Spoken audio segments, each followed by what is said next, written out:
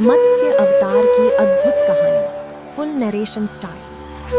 Saint बहुत समय पहले की बात है, जब धरती पर सत्य और धर्म का समय था। चारों तरफ शांति थी, नदियां स्वच्छ बहती थीं, पेड़ पौधे हरे भरे थे और लोग भगवान पर विश्वास करते थे। लेकिन धीरे धीरे संसार में पाप बढ़ने लगा। लालच, अहंकार और अधर्म इंसानों के दिलों में जगह बनाने लगे। तभी ब्रह्मांड में एक बहुत बड़ा संकट आने वाला था, एक ऐसा प्रलय जो पूरी धरती को जल में डुबो देता। लेकिन उस समय किसी को इसकी भनक तक नहीं थी, सिवाय भगवान विष्णु के।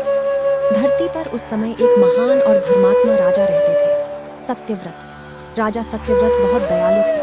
वो रोज भगवान की पूजा करते, गरीबों की मदद करते और हमेशा सत्य का साथ देते। एक सुबह राजा सत्यव्रत नदी किनारे सूर्य को जल अर्पित कर रहे थे। तभी अचानक उन्हें अपने हाथों में एक बहुत छोटी सी मछली महसूस हुई। वो छोटी मछली कांप रही थी। राजा ने आश्चर्य से उसे देखा। तभी वो मछली इंसानों की तरह बोल उठी, राजन, कृपया मेरी रक्षा कीजिए।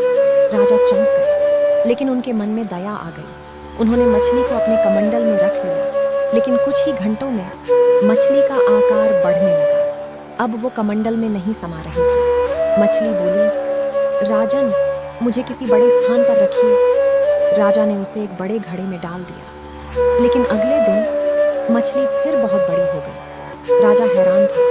उन्होंने उसे तालाब में छोड़ा, लेकिन कुछ ही समय में मछली पूरे तालाब जितनी विशाल हो गई। राजा सत्यव्रत अब समझ चुके थे कि ये कोई साधारण मछली नहीं है। उन्होंने हाथ जोड़कर पूछा, आप कौन हैं? तभी पूरे आकाश में दिव्य प्रकाश फैल गया। मछली का रूप चमकने लगा और फिर एक दिव्य आवाज गूंजी, राजन, मैं भगवान विष्णु हूँ। राजा सत्यव्रत की आंखों से आंसू बहने लगे। उन्होंने तुरंत भगवान को प्रणाम किया।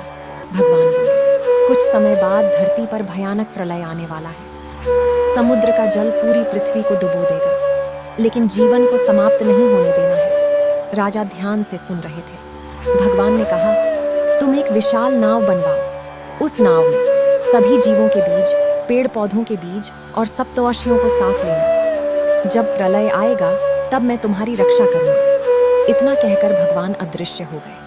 राजा सत्यव्रत ने तुरंत विशाल नाव बनवानी शुरू कर दी। लोग उनका मजाक उड़ाने लगे, इतनी बड़ी नाव क्यों बना रहे हो? क्या पूरी दुनिया डूब जाएगी? लेकिन राजा शांत रहे।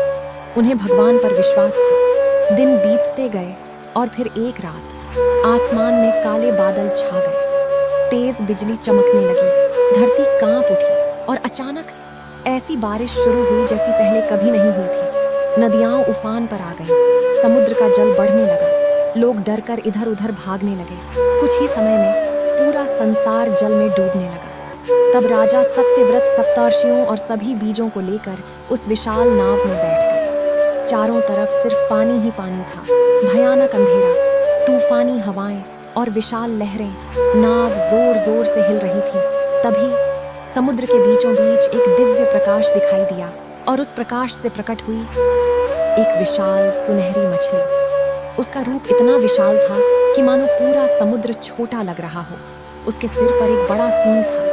राजा समझ गए, ये स्वयं भगवान विष्णु का मत्स्य अवतार था। भगवान बोले, राजन, नाव को मेरे सींग से बांध दो। राजा ने तुरंत विशाल सर्प वासुकी की सहायता से नाव को भगवान के सींग से बांध दिया। फिर मत्स्य अवतार उस नाव को प्रलय के भयानक जल में सुरक्षित मार्ग दिखाते हुए आगे ले जाने लगे। कई दिनों तक पूरा संसार जल में डूबा रहा, लेकिन भगवान ने नाव को सुरक्षित रखा। उस दौरान भगवान ने राजा सत्यव्रत और सप्तर्षियों को धर्म, ज्ञान और जीवन का रहस्य भी बताया। धीरे धीरे प्रलय समाप्त होने लगा, जल कम होने लगा, सूरज फिर चमकने लगा, धरती दोबारा दिखाई देने लगी और इस तरह भगवान विष्णु के मत्स्य अवतार ने जीवन को समाप्त होने से बचा लिया। कहा जाता है कि आगे चलकर राजा सत्यव्रत ही वैवस्वत मनु बने, जिनसे नई मानव सभ्यता की शुरुआत हुई। और यही कारण है कि मत्स्य अवतार को जीवन की रक्षा करने वाला पहला अवतार माना जाता है, क्योंकि जब पूरी दुनिया विनाश के करीब थी, तब भगवान स्वयं एक छोटी सी मछली बनकर आए थे।